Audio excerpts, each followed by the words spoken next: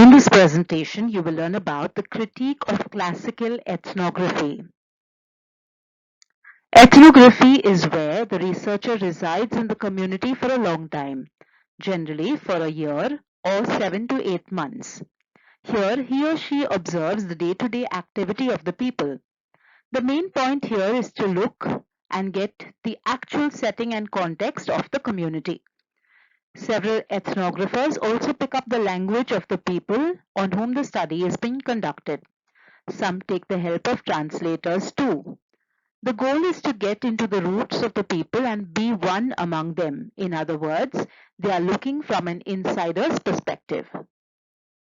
Several anthropologists have contributed, like Malinowski, Radcliffe Brown, Kroeber, Clifford Geertz, and Evans Pritchard. In India, we have Vidyarathi, M.N. Srinivas, and several others. Each have contributed to the discipline and created a new set of traditions too. Clifford Geertz, for example, with his classical work, Cockfight Study in Bali, developed the interpretive tradition. Critical ethnography started in the late 1950s and early 1960s and was initiated by the dominant social and cultural reality of time. This is the time of the demise of colonialism and the inward turn of classical ethnography to explore marginalized groups. Radcliffe Brown, associated with the structural functionalism school, maintained a distance with the subject yet observed them.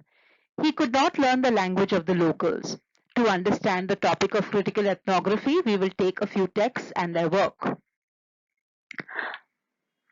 Bronislaw Malinowski. The average quality of anthropological fieldwork and ethnographic reporting has risen appreciably due to Malinowski's influence.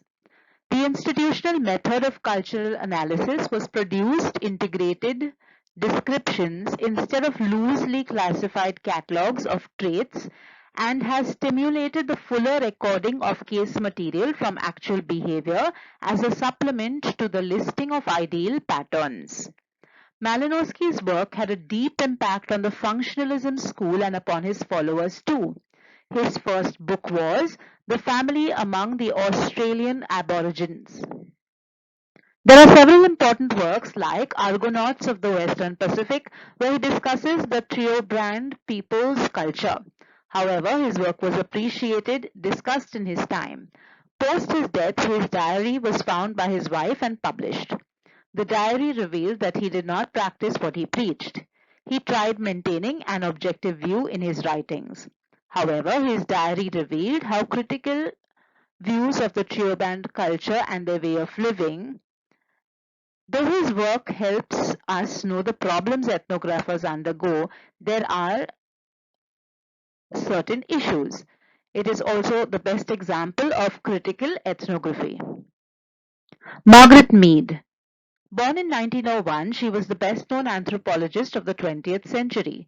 She began her career doing field work in Samoa in 1928 and published a book called Coming of Age in Samoa.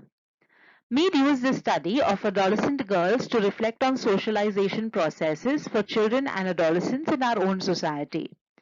Using anthropological methods, she hoped we could see more clearly how we treat adolescents, what stresses we place on them, and see the role that our culture plays in this context, and thus be better able to prepare children and youth for their complex lives in modern society. This book is a classical work of anthropology with a comparative perspective. Freeman criticized this book, then turns to one of Mead's major conclusions.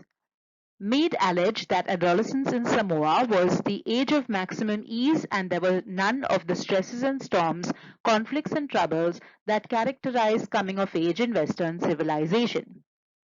Mead relegated to a special chapter her evidence on girls whose adolescence involved conflict. Taking this evidence, 4 out of the 25 girls in Mead's example were delinquent. Freeman finds that the Samoan rate for delinquency in the age 14 to 19 is 40 per thousand per year and is roughly 10 times higher than that which existed for females in the same age grouping in England and Wales in 1965, where the rate was 4 per thousand. Freeman then introduces evidence from his own fieldwork to show that adolescence in Samoa is far from being untroubled and unstressed. However, later some writers criticized even Freeman's interpretation. However, the point to note here is how a text brought about scope for discussion, interpretation, reading, and further fieldwork. M.N. Srinivas. Remembered Village is a monograph of a village in the South Indian state of Karnataka written from memory. Srinivas spent 11 months in 1948 and continued to visit the same place till 1964. In the late 1960s, all 3 copies of the author's research notes were destroyed in an office fire, and over the next decade he worked to reconstruct the village from burnt fragments and recollections. In 1978, the book was celebrated as a modern classic and derided as an academic failure. Anybody looking for a sophisticated account of change, transformation, and development in rural India will be disappointed. Srinivas became the first professor of sociology at the Delhi School of Economics. He makes repeated visits to Rampura. During this time, the village is electrified, gets a middle school and new bus services, connecting it to the urban centers. But Srinivas tells us nothing of how access to energy, education, or goods and services transforms or reproduces material and symbolic relationships between castes. Instead, as he puts it in the introduction, he set out to write a book about Rampura as it was in 1948. This commitment to restructuring and salvaging the past, rather than applying sociology to questions of social and material inequality, saw the book demolished by some of his most vociferous critics. By 1978, his Anglophile commitment to a school of structural functionalism looked increasingly anachronistic as sociologists of India drew energy from the worlds of French structuralism and Marxism. Even though his commitment to an empirical tradition of field-based research, Srinivas's remembered village appeared then as now impervious to change. He missed certain reality.